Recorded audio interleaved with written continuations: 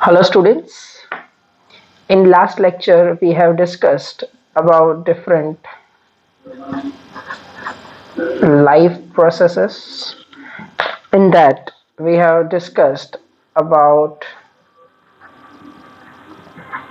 nutrition. In nutrition there are two types of nutritions: autotrophic nutrition and heterotrophic nutrition. Right? In autotrophic nutrition we discuss that here photosynthesis process is done, right? So they are able to prepare their food by themselves. In last lecture we have done discussion on what is called autotrophic nutrition. Autotrophic nutrition means the mode of nutrition in which the organism is preparing their food by themselves, by self means auto, right? So that is considered as autotrophic nutrition. Now let's discuss about what is called heterotrophic mode of nutrition. Our today's session is about what is called heterotrophic mode of nutrition. What are types of heterotrophic mode of nutrition? How nutrition is done in unicellular organism like amoeba, and how the opening and closing of stomata is done. So be ready. Let's start our session about heterotrophic nutrition. Okay, let's start. First of all, what is called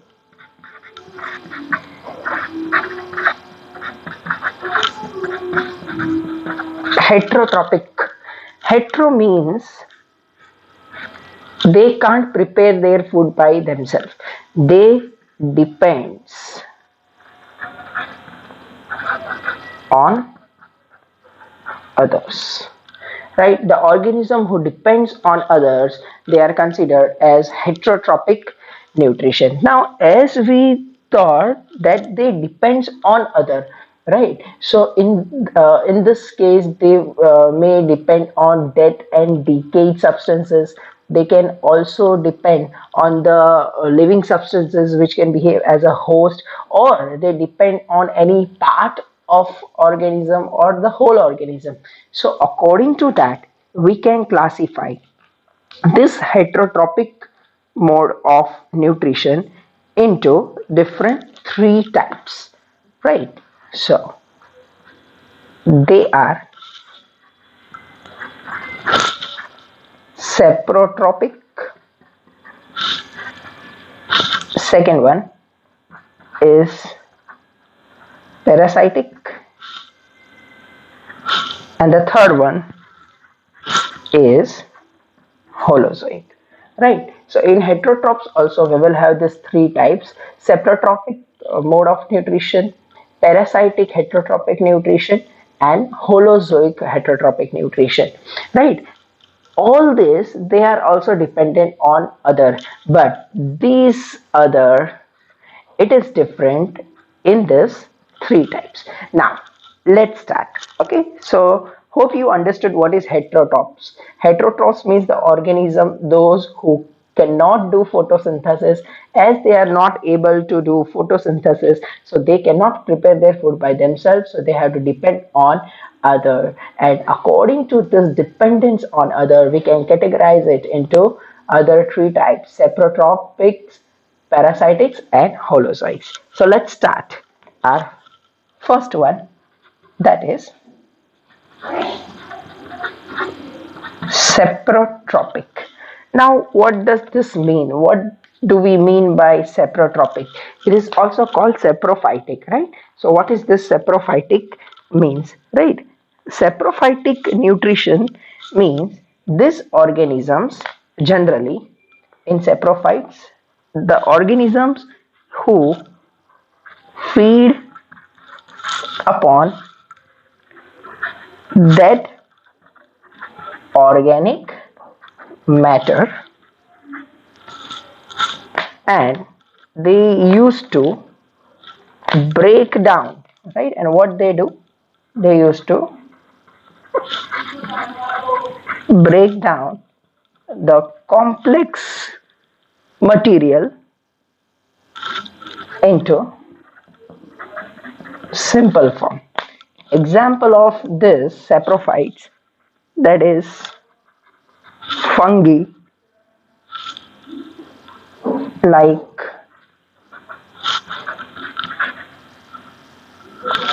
molds, mushrooms, yeast, and bacteria. Again, saprophyte means the organism who depends on death and decay, right? So that will be heterotrophs because they depends on other, but on what they depend? They depend on the organisms which are dead or which are decayed, right? So they are called saprophytics or they are called saprotrophics. In that we can take example like fungi, mushroom, yeast, and bacteria. The another one it is are parasitic, right? So the another one that will be our parasitic. Now what comes in this parasitic? Let's see, it's also very easy, right? Parasitics are the organism which do parasitic mode of nutrition, right? These organisms, they generally live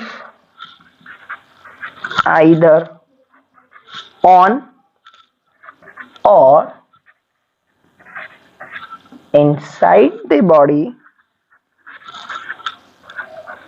of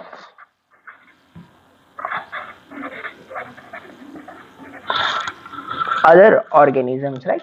So the organisms who live on the body or inside the body of other organisms, so that is considered as parasitic, right? Now in whose body they are present, that is called host, and the organism that is called parasites. Again, suppose this is one body, and in that the organism is feeding, it get nutrients from inside this body. So it's very clear that this is called host and this one is called parasite. Always this parasite, it used to harm the host, okay? Never host will get benefit from the parasite. So this type of nutrition is called parasitic nutrition. It just harm, but it don't kill it, okay? So keep that in your mind that it will harm, right? But it will take the nutrition without killing them. Now what are example of it? Its example, we will have plasmodium, right? Leech, tapeworm, flatworm, right? And plants, some plants like cascata, etc. Right? So this mode of nutrition, that is called parasitic mode of nutrition. Again, in parasitic, the organism, it will live either on or inside the other organism's body, so that is considered as parasitic mode of nutrition, right? The organism which depends, that is called parasite, and on the another organism, on the organism or inside the organism it stay, so that one is called host. So parasite always take the nutrition from the host. Parasite will never give benefit to the host, it will always be harmful, but it is not going to kill it. Some of the example of it will be plasmodium, leech, tapeworm, flatworm, etc.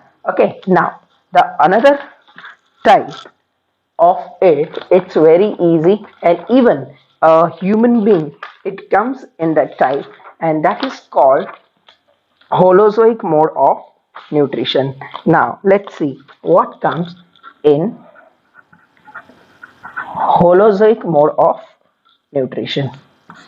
In Holozoic mode of nutrition, it's very easy. The different type of herbivorous, carnivorous, and omnivorous, right? So here we will have herbivorous, carnivorous, and omnivorous.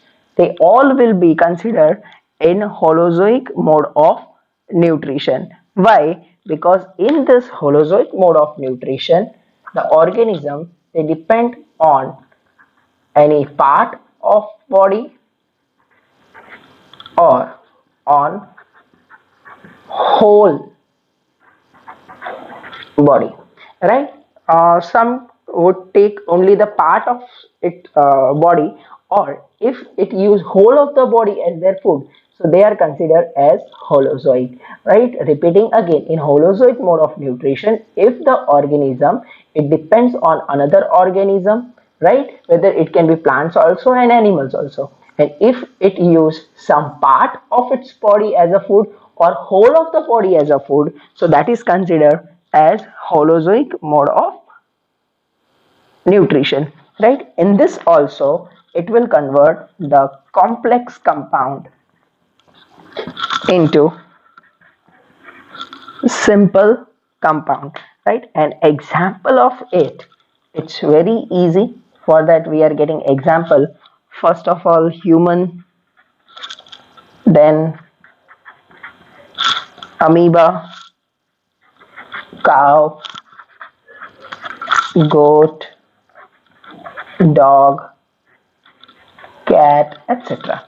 Right? So what these organisms do? These organisms, they depends on another organism, and for another organism they are using their whole body as their food or some of the part as their food. As we talk about different plants, so we in some plants we are taking only roots of it as a food. In some we are taking its aerial part, means the part which is above the land, we are taking it as a food, and in some we are taking both as our food, so that is called holozoic mode of nutrition. So this way heterotrophs means depends on others, in that we will have saprophytic, parasitic, and holozoic. Now as we have learned about holozoic mode of nutrition, now in that we will discuss about nutrition in amoeba. So our next topic, it will be nutrition in amoeba. It's a very easy topic and also the important topic for the exam, right? So it will be very interesting to know that how nutrition in amoeba is done. First of all, we must know that amoeba is a unicellular organism, right? Mode of nutrition, as we have discussed, that will be holozoic in amoeba, right? Okay, now in amoeba, how it obtains its food? It obtains its food by the process of diffusion. There are different steps. By following that steps, amoeba is obtaining its food. Now let's discuss that which are that steps.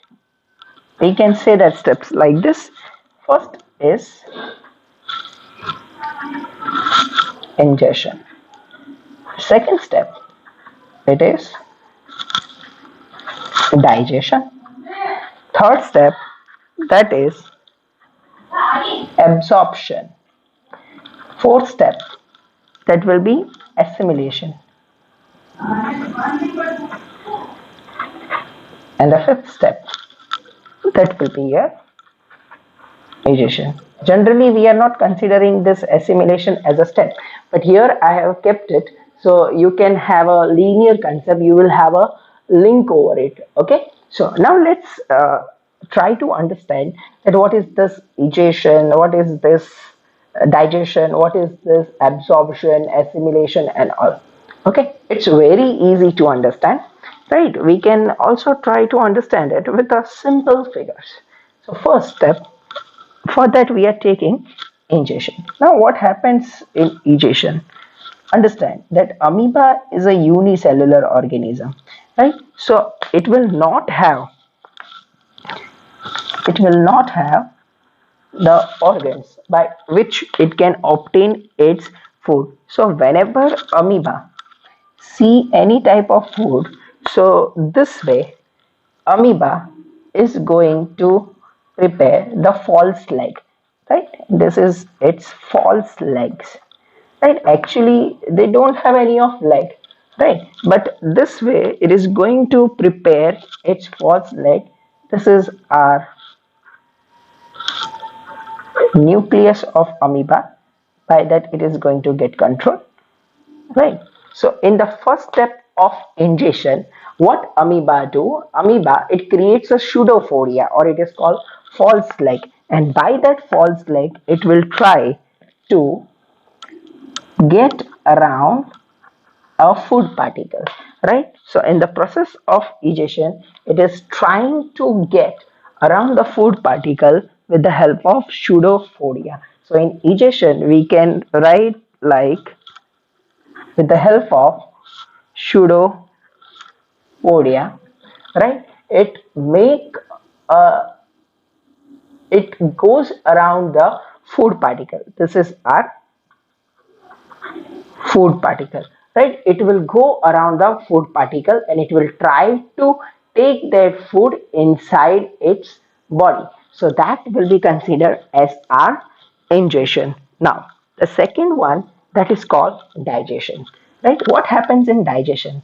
As we know that when amoeba has taken the food inside its body, so it will create this type of vacuole. Right, this is the food particle and this is our nucleus. Right, what amoeba will do here? Amoeba will create such type of food vacuole. Right, so here it is created food vacuole. Right, so in ingestion it uses its pseudophoria and it try to capture the food and it creates a food vacuole. In this food vacuole, it will secrete different types of enzyme, and that enzyme will try to break down that food and it will try to convert it into absorbable components, that is called digestion. Okay, it will try to break down this food particle. So that process is our digestion. As we know that the food, when it is digested, the food which get digested, now what will be the function of that food? The digested food, right? The food which is digested, this is our nucleus, right? As now this is the food which gets digested. Okay, so this digested food, it is going to absorb by the cytoplasma. So in absorption, what happened? In absorption, the digested food, it will get absorbed and it will be utilized by the amoeba, right? So in absorption, we know that the food vacuole, it will break down. In absorption, in digestion, it will break down into small components and it will be absorbed in cytoplasma, right? So as it is absorbed in cytoplasma, then it will try to use it, right? So this absorbed particle, it will be used, right, to obtain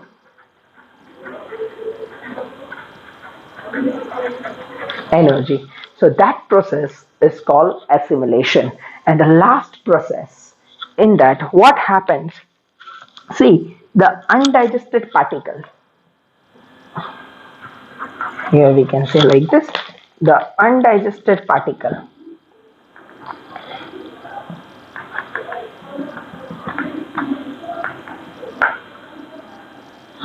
The undigested particle,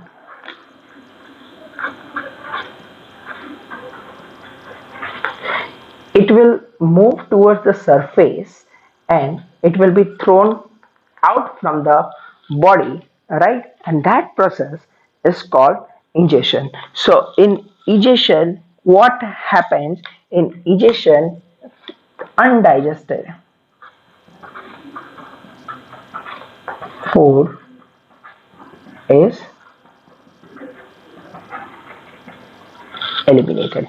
So in digestion, the undigested food, it will be eliminated from the body. So this way nutrition in amoeba is done. Repeating again, the steps is ingestion, digestion, absorption, assimilation and egestion. In ingestion, it will try to inject the food. For that, amoeba will use pseudophoria, means the false leg. By that false leg, suppose this is the food particle, by the false leg it will try to take that food particles within it. As it will take the food particles, it will create a food vacuole, and in this food vacuole it will secrete different type of enzymes like lysosome, and it will try to digest that food vacuole. So that is our second step. In that we will have digestion. As the digested food, so that digested food, it is going to get absorbed in cytoplasma. So this is our third step, that is called our absorption. In assimilation, that absorbed particle, it will be used to obtain the energy. So that will be our assimilation. And the undigested food, right? Absorption, digestion, then absorption, it will be absorbed. After it is absorbed, it will be used to gain energy, and the undigested food particles, it will diffuse towards the wall and it will thrown out from the body, right? The undigested food, it will be eliminated from the body. So that step in amoeba, that is called egestion, right? So this way nutrition in amoeba take place. Now, for today's session, our next topic is opening and closing of stomata. Alright, so let's see how opening and closing is done in stomata. First of all, understand that opening and closing of stomata, it's a very important in process of photosynthesis, because we know in photosynthesis carbon dioxide and water, it is utilized, and in presence of sunlight and chlorophyll, right, plants used to prepare their food. And during this opening and closing of stomata, right, exchange of gas take place, right? During of this only exchange of gas take place, right? Large amount of water loss also occurs through stomata, right? So large amount of water, it loses through stomata. Okay, now let's understand that how this opening and closing of stomata is done. When it will get open and when it will get closed. Plant close stomata when they do not need carbon dioxide. So when they will close it, when they do not need CO2. When plants do not need CO2, in that case, when plants don't need carbon dioxide, in that case, they will close the stomata. And in this case, when they don't need carbon dioxide, but they want to conserve water, keep this as they do not need carbon dioxide. They want to conserve water, right? So when stomata will get closed, when they do not need carbon dioxide and want to conserve the water, right, it will close it. The opening and closing of stomata is caused by the guard cells. These are very much responsible. This opening and closing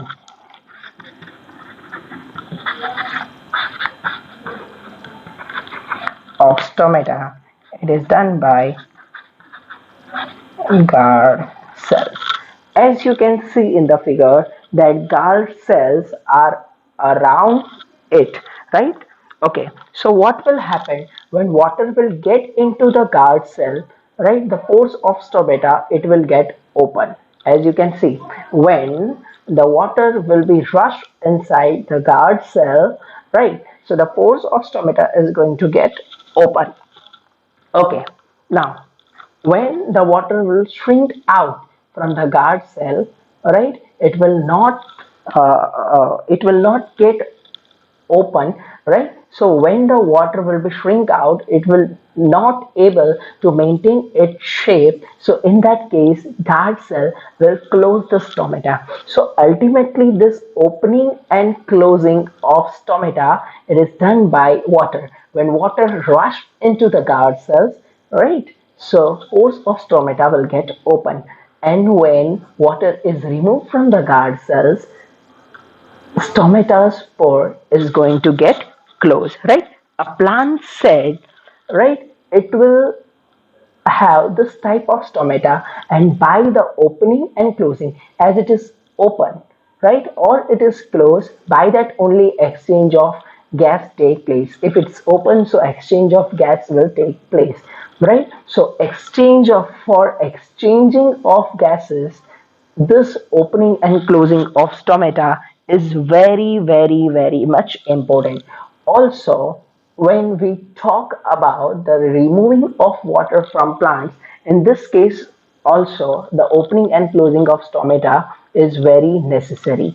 Again, due to this opening and closing of stomata, it it's very important for photosynthesis, right? During this exchange of gas take place, large amount of water is also released by this opening and closing of stomata, right? When the guard cell it gets water, right, it is filled with water, in that case it will close the stomata, and when the water shrink out from it, right, it will not have that much of rigidity, so it will close the stomata. So when water enters, stomata will get open, and the water is shrink out, stomata will get closed, right? So this way, opening and closing of stomata is necessary. It's very important.